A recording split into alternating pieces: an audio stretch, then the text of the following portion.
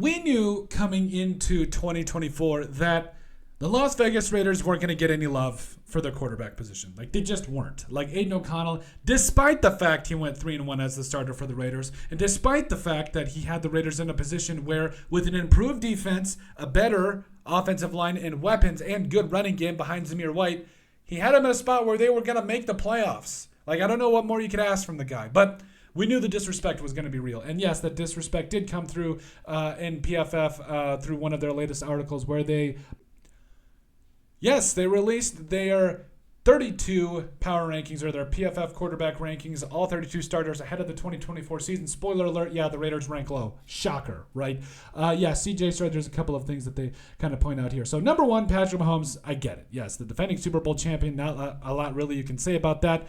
It is what it is at this point, right? Like, we're not going to debate that one. Lamar Jackson, I mean, over Joe Burrow, that is a little bit of a stretch if you ask me. I think it goes, I think Joe Burrow is number 2, then Lamar Jackson potentially number 3. Okay, maybe you can make that argument. But they got Lamar Jackson at 2, Joe Burrow at 3, Josh Allen at 4 for the Buffalo Bills. Okay. Justin Herbert at 5. Don't necessarily disagree. Dak Prescott, really? Wow, he's at 6. Matt Stafford, the remnants of Matt Stafford is at 7. Actually, I love Matt Stafford. I got nothing against him. Aaron Rodgers, old, decrepit Aaron Rodgers. Really? Okay.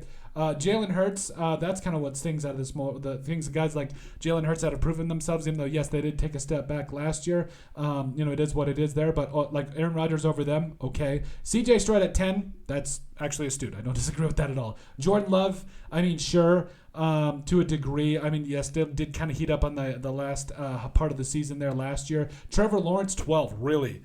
We're going to go almost top. We're going top 15 with Trevor Lawrence. Okay.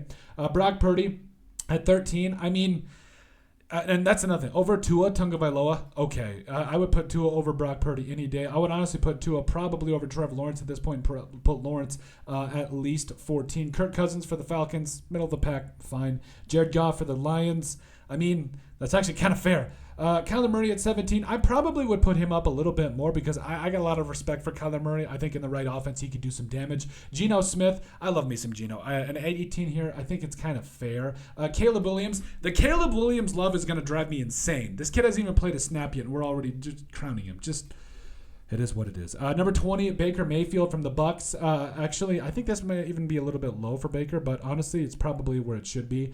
Derek Carr. I mean, sure. Russell Wilson, probably a little high for Russell Wilson. I put him at like 25, 28. Deshaun Watson, I mean, can he get it together with the Browns? We'll have to see. Anthony Richardson's going to be a straight-up stud. Like, I don't care what anybody says. He's going to be a really, really good player for a long time. Bryce Young, I mean, sure. You get it hoping that he can get some weapons and protection there in Carolina. Jacoby Brissett as well as Drake May. Yes, makes sense. Jane Daniels, fine and all that. Will Levis from the Tennessee Titans. I think, yes, that makes some sense. The holdovers in Tier 7. This is where really, really the disrespect starts. So, Daniel Jones of the Giants. Okay, fine. Yes, they paid him $40 million. Never really had a wide receiver, even though he had a running game and all this other stuff. Okay, fine. Aidan O'Connell and Gardner Minshew. If this was just a Gardner Minshew grading, I would be okay with that. But here's what they overall had to say. Both Minshew and O'Connell started games in 2023, and they'll now be competing for the same job in 2024. Their passing grades were close, with O'Connell recording a 64.6 and Minshew posting a 60.6. Those were good for 29th and 33rd, respectively, versus the rest of the league. O'Connell was the more efficient of the two, with a higher big-time throw rate, higher adjusted completion percentage, and lower turnover-worthy play rate. Regardless of who wins the starting job for Week 1, neither is a big needle mover right now. Then, yes, I got my Vikings. Sam Darnold and J.J. McCarthy below that. So, I mean, it is what it is there. I'm not really going to make a big stick about that one. But at the end of the day, it comes down to this. You're going to tell me that Aidan O'Connell, who went 3-1 in his last 4 games as the starter for the Las Vegas Raiders, whooped up on the Chargers. I know they were basically old and decrepit, and is just kind of going out there. He was never figured out how to say that, how to use that one in a sentence. He was an armpit hair away from getting you to the playoffs after a 3-5 start.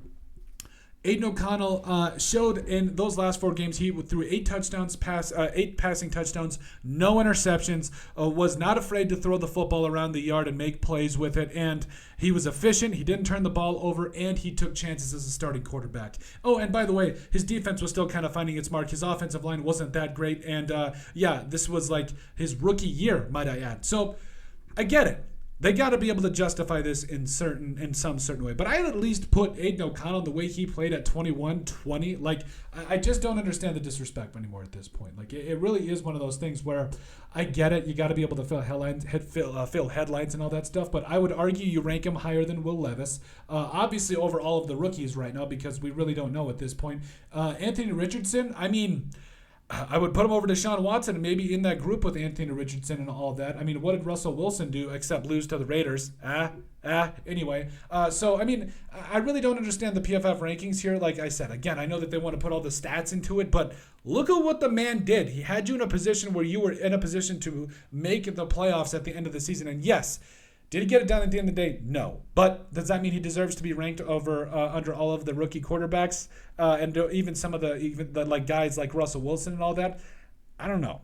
I really don't know. But anyway, let us know what you guys think. Make sure you guys like, comment, and subscribe down below. Let us know what you guys think about the PFF or Pro Football Focus disrespecting, or the latest example of them disrespecting the Las Vegas Raiders quarterbacks.